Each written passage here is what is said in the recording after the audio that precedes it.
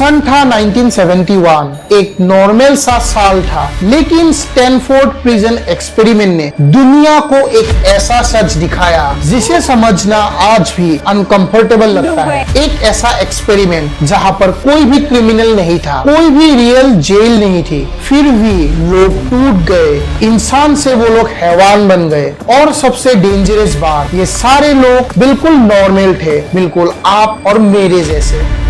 और ये वही एक्सपेरिमेंट है जिसने इंसानों को हैवान बना दिया था। Welcome to the episode of Stanford prison experiment. इस एक्सपेरिमेंट के मास्टरमाइंड थे फिलिप जिम्बार्डो, और वो स्टैनफोर्ड यूनिवर्सिटी के साइकोलॉजी के प्रोफेसर थे। उनका एक सिंपल सा सवाल था, जब किसी इंसान को पावर दी जाती है तो क्या वो इंसान नेचुरली एब्यूसिव हो जाता है? और दूसरा सवाल, क्या सिचुएशन इतनी पावरफुल हो सकती है कि एक नॉर्मल इंसान भी इविल बन जाए? उस साइकोलॉजी के प्रोफेसर के मन में ये दो सवाल थे, और इन दोनों सवाल का आंसर ढूंढने के लिए उन्होंने एक डेंजरस सा एक्सपेरिमेंट डिजाइन किया। वो एक्सपेरिमेंट इतना डेंजरस था जिसकी कल्पना भी किसी ने नहीं की थी। उन्होंने स्टैनफोर्ड यूनिवर्सिटी के बेसमेंट में एक फेक जेल बनाया था, और इसी फेक जेल में होने वाला था एक रियल साइकोलॉजिकल ब्रेकडाउन। उसके बाद न्यूज़पेपर में एक छोटा सा एडवर्टाइजमेंट दिया गया। वहां पर लिखा था, साइकोलॉजी स्टडी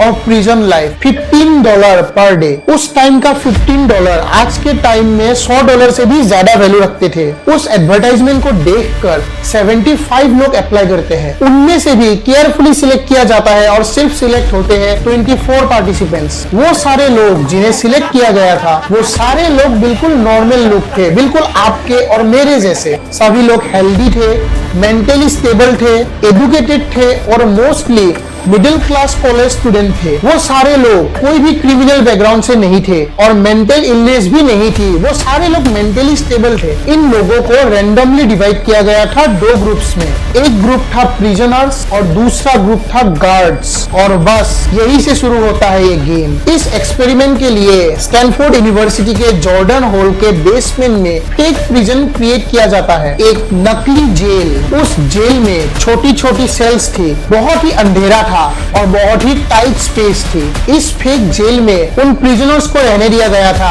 जिसको रैंडमली सिलेक्ट करके एक ग्रुप में लिया गया था, और बाकी लोग जिन्हें गार्ड्स के ग्रुप में दिया गया था, उनके रहने के लिए कंफर्टेबल एरिया दिया गया था। यानी प्रिजनर्स के लिए बहुत ही टाइट और अंधेरी जगह, और गार्ड्स के लिए बहुत ही कंफर्टेबल जगह। उन प्रिजनर्स को कहा गया, तुम्हें यहाँ 24 घंटे रहना होगा, और गार्ड्स को कहा गया, तुम शिफ्ट में काम करोगे, जिसकी जब शिफ्ट पड़ेगी उसे काम करना पड़ेगा, और बाकी लोग अपने घर जा सकते हैं। इस एक्सपेरिमेंट में प्रिजनर्स को कुछ भी नहीं दिया गया था, पर गार्ड्स को सारी सुविधाएं दी गई थी जो भी उन्हें चाहिए। पावर इम्बैलेंस ऑलरेडी क्रिएट हो चुका था, और सबसे शॉकिंग बात, प्रिजनर्स को डायरेक्टली घर से अरेस्ट किया गया था, रियल पुलिस के थ्रू। उनको बिल्कुल भी नहीं बताया गया था कि उनको अरेस्ट करेंगे घर में आकर। ये सब इंटेंशनली किया गया था, और ये सब किया था उस एक्सपेरिमेंट के मास्टरमाइंड स्टैनफोर्ड यूनिवर्सिटी के साइकोलॉजी के प्रोफेसर ने।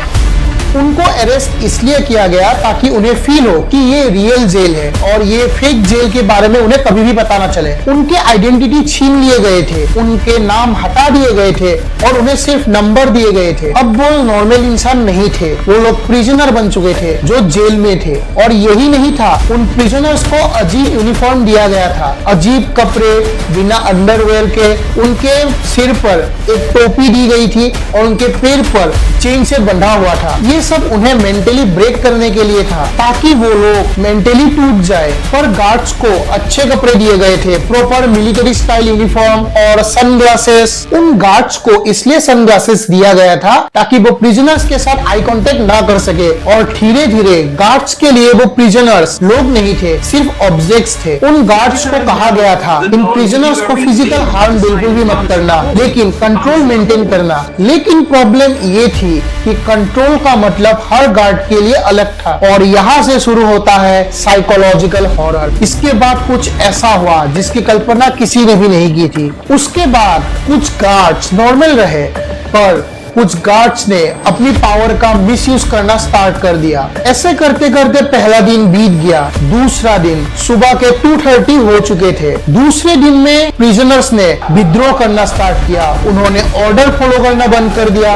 यूनिफॉर्म पहनना बंद कर दिया और उन प्रिजनर्स ने गार्ड्स को इंसल्ट करने लगा। उस इंसल्ट के बाद गार्ड्स का रिएक्शन बहुत ही एक्सट्रीम था। उन गार्ड्स ने फायर एक्सटिंग्विशर से उन प्रिजनर्स पर स्प्रे किया और साथ ही साथ सारे कपड़े छीन लिए गए, उन्हें बिना कपड़ों के रहने दिया और उनके सारे बिस्तर भी ले गए और उन प्रिजनर्स के लीडर्स को एक बहुत ही अंधेरी जगह पर रहने दिया। ये सिर्फ एक पनिशमेंट नहीं था, ये एक साइकोलॉजिकल वार बन गया था। उन गार्ड्स ने एक डेंजरस स्ट्रेटेजी यूज की, divide and control. Good prisoners को रिवॉर्ड दिया गया, उन्हें बेटर फूड दिया गया, उन्हें बेटर ट्रीटमेंट दिया गया, लेकिन बैड प्रिजनर्स को पनिश किया गया। इस सिस्टम की वजह से एक प्रिजनर दूसरे प्रिजनर पर डाउट करने लगे। उन प्रिजनर्स का ट्रस्ट कंप्लीटली ब्रेक हो गया। कोई यूनिटी नहीं, कोई सपोर्ट नहीं, सिर्फ डर, कंफ्यूजन और हेल्पलेसनेस। अब 36 आवर्स बीत चुके थे। उन प्रिजनर्स में से एक वो कंप्लीटली ब्रेक डाउन हो जाता है। वो टूट चुका था मेंटली।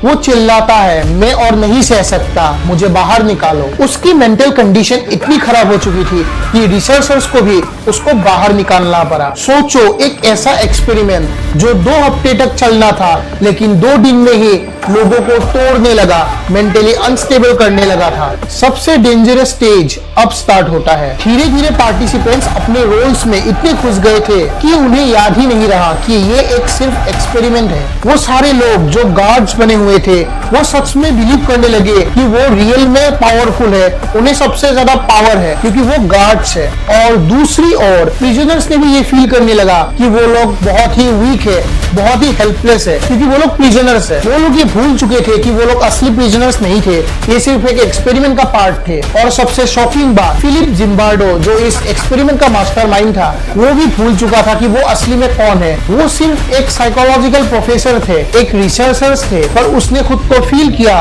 कि वो इन गार्ड्स का सुपरिंटेंडेंट है। सिर्फ 2 दिन में इंसान की असली नेचर बाहर आने लगी थी, पावर, कंट्रोल और डर। ये एक नॉर्मल एक्सपेरिमेंट अब नहीं रहा था, ये एक डार्क रियलिटी बन चुकी थी। और ये तो सिर्फ शुरुआत है, आगे के दिन में जो हुआ वो और भी बहुत डिस्टर्बिंग था। जब इंसान को पावर मिलती है तो क्या वो खुद को कंट्रोल कर पाता है या सिस्टम उन्हें मॉन्स्टर बना देती है? और यही एक्सपेरिमेंट इसका आंसर बताती है। डे 3 48 से 72 आवर बीत चुके थे, लेकिन ये एक्सपेरिमेंट अब कंट्रोल से बाहर जा रहा था। ये अब एक नॉर्मल स्टडी नहीं थी, ये एक साइकोलॉजिकल नाइटमेयर बन चुकी थी। और सबसे डेंजरस बात, कोई इसे नहीं रोक रहा था।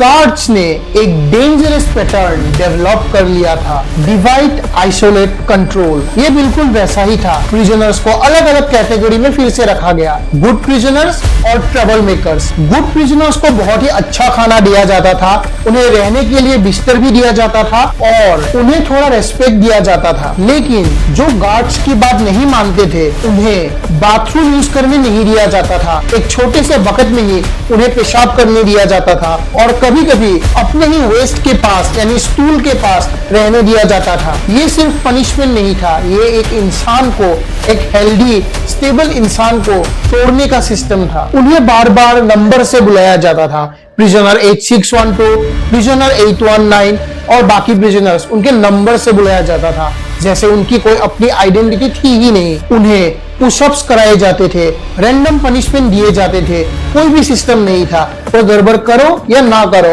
उन्हें ऐसे ही पनिशमेंट दिया जाता था। कभी बिना रीजन के सोए हुए प्रिजनर्स को जगाया जाता था और उन्हें बहुत ही ज्यादा इंसल्ट किया जाता था। सोचो, मिडिल क्लास बैकग्राउंड से आए कॉलेज स्टूडेंट्स को वो लोग कैसा सलूक करते थे। उन्हें इतनी इंसल्ट, इतना टॉर्चर किया गया था उस एक्सपेरिमेंट के दौरान। पर उन गार्ड्स में से जिन्होंने उनको इंसल्ट किया था, वो सारे गार्ड्स एक जैसे नहीं थे। कुछ गार्ड्स अच्छे थे यानी न्यूट्रल, पर कुछ गार्ड्स बहुत ही स्ट्रिक्ट थे और कुछ गार्ड्स ऐसे भी थे जिन्होंने अपने पावर का गलत फायदा उठाना स्टार्ट किया, उन प्रिजनर्स को एब्यूज करना स्टार्ट किया। उस एक्सपेरिमेंट के दौरान वो रिसर्चर्स फिलिप्स ने ये नोटिस किया था कि जब एक गार्ड एब्यूसिव हो जाता है तो बाकी के गार्ड्स भी एब्यूसिव सेम तरीके से होते हैं, जैसे एक टॉक्सिक कल्चर क्रिएट हो गया हो। प्रिजनर 819 एक दिन वो इमोशनली ब्रेक डाउन होने लगता है, मेंटली वो टूटने लगता है, वो रो रहा होता है, बिल्कुल पैनिक में रहता है। तब गार्ड्स कुछ ऐसा करते हैं जिसके बारे में कोई भी नहीं सोच सकता। वो बाकी प्रिजनर्स को फोर्स करते हैं, वो guards 819 is a bad prisoner, 819 is a bad prisoner, और सभी प्रिजनर्स चिल्लाने लगते हैं कि 819 इज ए बैड प्रिजनर। सोचो, एक आदमी जो मेंटली पूरी तरह टूट चुका है और उसी आदमी को उसी के ग्रुप के ही द्वारा ऐसे चिढ़ाया जाता है, उसका मजाक उड़ाया जाता है, उसे टॉर्चर किया जाता है। उसके बाद उस एक्सपेरिमेंट का मास्टरमाइंड फिलिप आता है और वो उसे बाहर निकालता है। जब प्रिजनर 819 बाहर निकलता है तब वो सिर्फ रो रहा होता है। और सबसे शॉकिंग बात, जब फिलिप जिम्बार्डो उसे कहता है तुम रो क्यों रहे हो, तुम एक प्रिजनर नहीं हो, तुम एक सिर्फ नॉर्मल स्टूडेंट हो, एक कॉलेज स्टूडेंट, तब जाके उसे रियलाइज होता है कि वो कोई प्रिजनर नहीं है, वो एक सिर्फ कॉलेज स्टूडेंट है। वो अपने रोल में इतना घुस चुका था कि उसे पता ही नहीं था कि वो कौन है। ऐसे दिन बीतते गए। अब तक कई प्रिजनर्स इमोशनल डिस्ट्रेस शो कर रहे थे, किसी की एंजाइटी हो रही थी, कोई डिप्रेशन में चला गया था, कोई रो रहा था और कोई हेल्पलेस फील कर रहा था, किसी को पैनिक अटैक्स आ रहे थे, कुछ लोग पागलों की तरह हो गए थे। वो सोच भी नहीं पा रहे थे कि उन्हें के लिए क्या अच्छा है और क्या बुरा। और एक डेंजरस साइन जो फिलिप्स ने नोटिस किया था उन प्रिजनर्स में, वो था लर्न्ड हेल्पलेसनेस। जब एक इंसान ये समझ जाता है कि वो अब कुछ नहीं कर सकता, तब वो ट्राई करना भी छोड़ देता है। और वैसा ही देखा गया था प्रिजनर्स के साथ। गार्ड्स ने फील करना शुरू किया कि वो रियल में गार्ड्स है, वो कॉलेज स्टूडेंट नहीं है और उन्हें बहुत ही पावर मिली है, वो बहुत पावरफुल है और जैसा चाहे वैसा सलूक कर सकते हैं उन प्रिजनर्स के साथ। और प्रिजनर्स भी बिलीव करने लगते हैं कि वो लोग सिर्फ प्रिजनर्स ही है, वो लोग हेल्पलेस है, उनके पास कोई भी पावर नहीं है। और सबसे बड़ा सवाल, ये सब जो हो रहा था वो कोई क्यों नहीं रोक रहा था? फिलिप जिम्बार्डो को भी पता था कि प्रिजनर्स मेंटल पूरे ब्रेकडाउन हो चुके थे, उन्हें एंजाइटी अटैक्स आने लगे थे, वो लोग डिप्रेशन में चले गए थे और गार्ड्स भी अपने पावर का मिसयूज कर रहा था। फिर भी उसने वो सबको क्यों नहीं रोका? इसका जवाब ये है कि फिलिप जिम्बार्डो भी इस एक्सपेरिमेंट में पूरी तरह घुस चुका था। वो भी ऐसा समझने लगा था कि वो सिर्फ अब रिसर्चर्स नहीं है, वो इन गार्ड्स का सुपरिंटेंडेंट है, इन गार्ड्स को कंट्रोल करता है, उसके पास भी बहुत पावर है। उन्होंने कभी गार्ड्स को स्टॉप नहीं किया जब वो लोग प्रिजनर्स को टॉर्चर कर रहे थे और प्रिजनर्स को भी कभी हेल्प नहीं मिली जब लोग हेल्प के लिए चिल्ला रहे थे। वो सिचुएशन को ऑब्जर्व करने के बदले वो सिचुएशन का हिस्सा बन गए। वो नहीं चाहते थे कि वो ऐसा करे, लेकिन वो इस एक्सपेरिमेंट का पार्ट बन गए, इस एक्सपेरिमेंट के अंदर पूरी डीपली घुस चुके थे। ऐसे करते करते 5 दिन बीत चुके थे। उसके बाद एक साइकोलॉजिस्ट आती है, क्रिस्टीना मास्लाच। वो जब उस जेल के अंदर आती है और वो जब देखती है सारी चीजें तो वो शॉक हो जाती है। उन प्रिजनर्स को टॉर्चर किया जा रहा था। उसके बाद क्रिस्टीना फिलिप्स को जाकर बोलती है, ये एक्सपेरिमेंट बंद करो, ये अनएथिकल एक्सपेरिमेंट है। और ये वो मोमेंट था जब किसी ने इस एक्सपेरिमेंट के अगेंस्ट आवाज उठाई थी। इस एक्सपेरिमेंट ने एक डेंजरस ट्रूथ रिवील किया था और वो ट्रूथ था ये इंसान पहले से इविल नहीं होता। जब सिस्टम उन्हें अलाउ करती है, अथॉरिटी से सपोर्ट मिलता है और अकाउंटेबिलिटी नहीं होती और उन्हें बहुत पावर मिलती है, तब इंसान हैवान बन जाता है, अपनी पावर का मिसयूज करने लगता है, अपनी पावर को गलत जगह इस्तेमाल करता है। तब नॉर्मल इंसान भी, चाहे वो कितना भी मेंटली स्टेबल हो, कितना भी अच्छे बैकग्राउंड से आया हो, तब वो अपना असली एक्सट्रीम बिहेवियर, एब्यूसिव बिहेवियर दिखाने लगता है। ये सिर्फ एक स्टैनफोर्ड का एक्सपेरिमेंट नहीं था, ये एक सच था जो सोसाइटी को दिखाया गया था। लोग टूट चुके थे, पावर डोमिनेट कर रहा था, लेकिन एक आखिरी सवाल था, क्या इस एक्सपेरिमेंट को कंटिन्यू करे या सब कुछ यही खत्म कर दे? एक नॉर्मल एक्सपेरिमेंट दो हफ्ते चलने वाला था, वो सिर्फ 144 आवर्स में ही दम तोड़ चुका था, क्योंकि अब ये एक नॉर्मल एक्सपेरिमेंट नहीं था, ये इंसानियत के खिलाफ एक डेंजरस रियलिटी बन चुका था। उन्होंने इस एक्सपेरिमेंट को डे 6 पर ही डायरेक्ट टर्मिनेट कर दिया। उसके बाद एक्सपेरिमेंट खत्म हो गया, उन पार्टिसिपेंट्स को रिलीज कर दिया गया, उन सबको पैसे दिए गए और एक सामूहिक सेशन रखा गया ताकि वो लोग अपना एक्सपीरियंस एक साथ बता सके एक दूसरे को। उनमें से कुछ गार्ड्स बने हुए लड़कों ने ये बताया कि वो लोग चौंकी हो चुके थे कि आखिर उन्होंने ऐसा व्यवहार क्यों किया, उन्होंने क्यों टॉर्चर किया। कुछ प्रिजनर्स अभी भी मेंटली डिस्टर्ब थे, लेकिन एक सबसे बड़ा सवाल, क्या उन पे लॉन्ग टर्म इम्पैक्ट पड़ा इस एक्सपेरिमेंट से? उस एक्सपेरिमेंट के मास्टरमाइंड्स के अकॉर्डिंग कोई भी लॉन्ग टर्म डैमेज नहीं हुआ, उन लोगों को कोई भी साइकोलॉजिकल डैमेज नहीं हुआ था। लेकिन कुछ लोग कहते हैं ट्रॉमा तो ट्रॉमा होता है, और उस समय में एक्सपेरिमेंट के दौरान वो 6 दिन जो ट्रॉमा सहे वो भी ट्रॉमा ही है। आज के टाइम में अगर कोई ऐसा एक्सपेरिमेंट करे तो शायद वो इलीगल होता है, क्योंकि स्टैनफोर्ड प्रिजन एक्सपेरिमेंट एक एथिकल एक्सपेरिमेंट था ही नहीं, उसने बहुत सारे रूल्स ब्रेक किए थे। जैसे पार्टिसिपेंट्स को फुल्ली इन्फॉर्म नहीं किया गया था, उन्हें घर से अरेस्ट किया गया था, उन्हें टॉर्चर किया गया था, उन्हें ट्रॉमा दिया गया था। इस एक्सपेरिमेंट के बाद साइकोलॉजिकल स्ट्रिक्ट रूल्स इंट्रोड्यूस किए गए। अब मॉडर्न टाइम में अगर कोई भी साइकोलॉजी के एक्सपेरिमेंट करे तो कुछ रूल्स फॉलो करने पड़ते हैं, जैसे पार्टिसिपेंट्स का सेफ्टी प्रायोरिटी होता है और भी बहुत कुछ रूल्स। लेकिन ये एक्सपेरिमेंट भले ही अनएथिकल था, लेकिन इस एक्सपेरिमेंट की वजह से फ्यूचर एक्सपेरिमेंट्स और भी सेफर हो गए, क्योंकि जो गलती उन्होंने की थी वो गलती फ्यूचर एक्सपेरिमेंट्स पे नहीं दोहराई गई। ऐसे बहुत साल बीत चुके थे, पर सालों बाद इस एक्सपेरिमेंट पर बहुत सारे क्वेश्चन उठने लगे। कुछ साइंटिस्ट ने इस एक्सपेरिमेंट को अनसाइंटिफिक और मैनिपुलेटेड बोला। एक रिसर्चर्स ने ये क्लेम किया कि ये एक्सपेरिमेंट सिर्फ टॉर्चर करने के लिए बनाया गया था। उस रिसर्चर्स फिलिप्स ने उन गार्ड्स को गाइड किया गया था कि उन्हें क्या करना है क्या नहीं करना।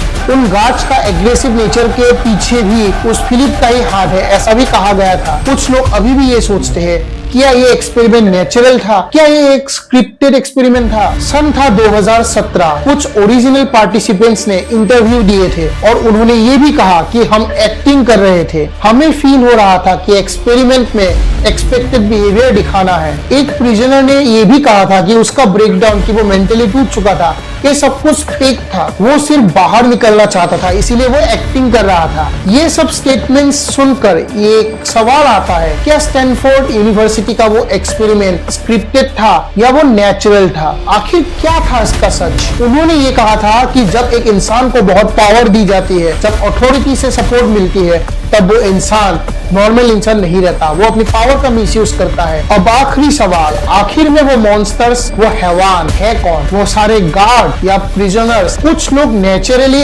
एब्यूसिव थे, जिसके पास पावर आने के बाद वो लोग और भी ज्यादा एब्यूसिव हो गए। स्टैनफोर्ड प्रिजन एक्सपेरिमेंट एक स्क्रिप्टेड स्टडी हो सकती है, एक रियल स्टडी भी हो सकती है, लेकिन इसने इंसान को एक आईना दिखाया है, एक सोसाइटी को दिखाया है उसका सच। इस एक्सपेरिमेंट ने ये दिखाया है कि इंसान के अंदर गुड और इविल दोनों होते हैं, और कब कौन सा बाहर आए ये डिपेंड करता है कि कौन सी सिचुएशन है। ये एक्सपेरिमेंट यही दिखाता है कि जब अथॉरिटी से बहुत हेल्प मिलती है, बहुत पावर मिलती है, तब वो इंसान अपनी पावर का मिसयूज करने लगता है। और यही एक्सपेरिमेंट का बेस था, स्टैनफोर्ड प्रिजन एक्सपेरिमेंट। इससे ये पता चलता है कि इंसान बुरा पैदा नहीं होता, उसे सिस्टम बुरा बना देता है।